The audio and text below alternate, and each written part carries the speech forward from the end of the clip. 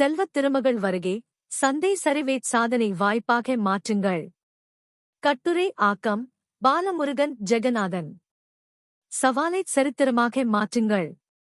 பங்குச்சந்தை வீழ்ச்சியைக் கண்டு சாதாரண முதலீட்டாளர்கள் பயந்து விலகும்போது, ஒரு வெற்றிகரமான தொழிலதிபர் அதை மலிவு விலை விற்பனை கிளியரன்ஸ் சேல் ஆகக் கருதுகிறார். மாதச் சம்பளம் வாங்குபவர்கள் வெறும் சேமிப்பாளர்களாக மட்டும் இருக்காமல், இந்த மார்ச் 2026 சரிவை ஒரு தொழிலதிபரின் நுணுக்கமான பார்வையோடு அணுகினால், அது உங்கள் தலைமுறையையே மாற்றும் பெரும் செல்வத்திற்கான வாசலாக அமையும்.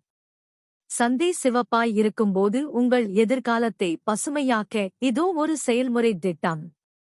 பங்குச்சந்தையில் சிவப்பு நிற எண்களைக் கண்டு அஞ்சும் காலம் முடிந்துவிட்டது. மற்றவர்கள் அச்சத்தில் விற்கும்போது துணிச்சலுடன் வாங்குபவனே உண்மையான முதலீட்டாளன்.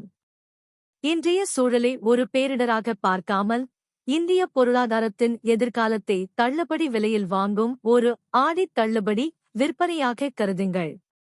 வெள்ளத் தனைய மலர் நீட்டம் மாந்தர்தம் உள்ள தனைய துயர்வு.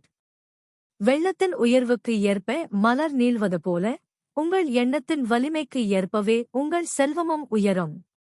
இந்தச் சரிவு உங்கள் மனவலிமைக்கான ஒரு தேர்வு. திட்டமிட்ட முதலீட்டாளரின் மனநிலை. மாதச் சம்பளம் பெறுபவர்களுக்கும் சிறு முதலீட்டாளர்களுக்கும் சந்தை சரிவு என்பது ஒரு சிம்ம சொப்பனமாகத் தோன்றலாம்.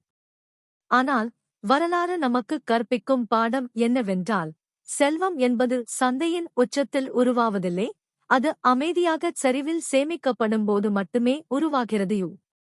மார்ச் 30, 2026 அன்று நிஃப்டி 50 22,331 புள்ளிகளுக்கு வீழ்ந்தது. ஒரு பாடப்புத்தக வாய்ப்பு. இது வெறும் சரிவு அல்ல, நீங்கள் ஒரு செயலற்ற பார்வையாளராக இருந்து ஒரு புத்திசாலித்தனமான முதலீட்டாளராக மாறுவதற்கான தருணம்.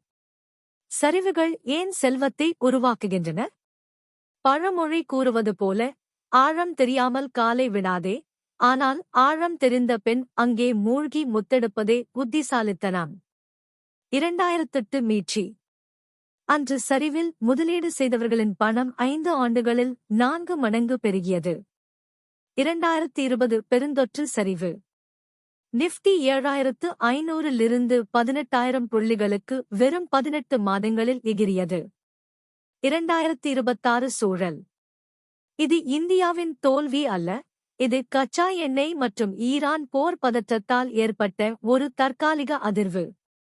அண்டை வீட்டார் வீட்டை காலி செய்கிறார் என்பதற்காக அந்த வீட்டை 30% தள்ளுபடி விலையில் வாங்குவது போன்றது இது.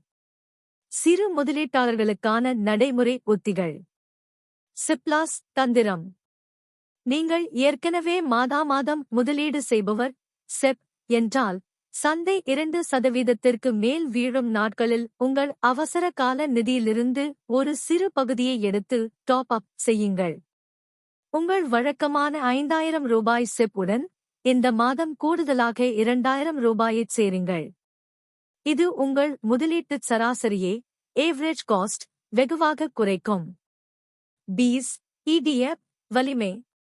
உங்களிடம் குறைந்த மூலதனம் இருந்தால் பல பங்குகளை வாங்க முடியாது. அதற்கு பதில் நிஃப்டி பீஸ் அல்லது கோல்ட் பீஸ் வாங்குங்கள். வெறும் சில 100 ரூபாயிலேயே இந்தியாவின் தலைசிறந்த 50 நிறுவனங்களில் அல்லது தங்கத்தில் நீங்கள் பங்குதாரர் ஆகலாம். டாலர் வருவாய் தரும் நிறுவனங்கள். ரூபாய் மதிப்பு 94.25 ஆகஸ்ட் வீழ்ந்துள்ள நிலையில், வெளிநாடுகளில் இருந்து டாலரில் வருமானம் ஈட்டும் இன்ஃபோசிஸ் அல்லது டிசிஎஸ் போன்ற தகவல் தொழில்நுட்ப நிறுவனங்களில் முதலீடு செய்யுங்கள். ரூபாய் வீழ்ச்சி இவர்களுக்கு லாபத்தையே தரும். முதலீட்டுக்கான வழிகாட்டி ரோட்மேப். வங்கித் துறையில் கவனம் செலுத்துங்கள். எஸ்பிஐ மற்றும் HDFC போன்ற வங்கிகள் இந்தியாவின் முதுகெலும்புகள். இவை ஒருபோதும் அழியாத ப்ளூ சிப் நிறுவனங்கள். ஏப்ரல் முதல் வாரம், புதிய நிதியாண்டு பிறக்கும்போது புதிய முதலீடுகள் உள்ளே வரும். டாடா மோட்டார்ஸ் போன்ற வாகனத்துறை பங்குகள் மின்சார வாகன EV புரட்சியால் நீண்ட கால லாபத்தை தரும். தங்கம் உங்கள் கவசம். போர் பதற்றம் நீடித்தால் தங்கம் விலை உயரும். எனவே உங்கள் போர்ட்ஃபோலியோவில் 10% தங்கப் பத்திரங்களில் எஸ்ஜிபி அல்லது கோல்ட்களில் வைத்திருங்கள். குழப்பத்தில் தெளிவு. 9 லட்சம் கோடி ரூபாய் காணாமல் போய்விட்டது என்ற செய்திகளைக் கண்டு மிரளாதீர்கள். அந்த பணம் எங்கும் போகவில்லை, அது பயந்தவர்களின் கைகளில் இருந்து பொறுமையுள்ளவர்களின் கைகளுக்கு மாறிக்கொண்டிருக்கிறது. காலம் கருதி இருப்பர் கலங்காதி ஞானம் கருது பவர்ஜு. உலகையே வெல்ல நினைப்பவர்கள் சரியான காலத்திற்காக கலங்காமல் காத்திருப்பார்கள். நீங்கள் சம்பளம் வாங்குபவராக இருக்கலாம், ஆனால் உங்கள் சிந்தனை ஒரு தொழிலதிபரைப் போல இருக்கட்டும். முக்கிய குறிப்புகள். எல்லா பணத்தையும் ஒரே நாளில் முதலீடு செய்யாதீர்கள். 20% இப்போது செய்யுங்கள், மீதியை அடுத்தடுத்த சரிவுகளுக்கு சேமித்து வையுங்கள். பென்னி பங்குகளை பெனி ஸ்டாக்ஸ் தவிருங்கள். தரமான நிறுவனங்களை மட்டும் நம்புங்கள். நிஃப்டி 50 உங்கள் நண்பன், அதை துணிச்சலுடன் பற்றிக் கொள்ளுங்கள். இறுதிச் சிந்தனை. திருவிழா கால தள்ளுபடியில் பொருட்களை வாங்குவது போல இந்தச் சந்தைச் சரிவை ஒரு நல்வாய்ப்பாகக் கருதி தன்னம்பிக்கையுடன் முதலீடு செய்யுங்கள்.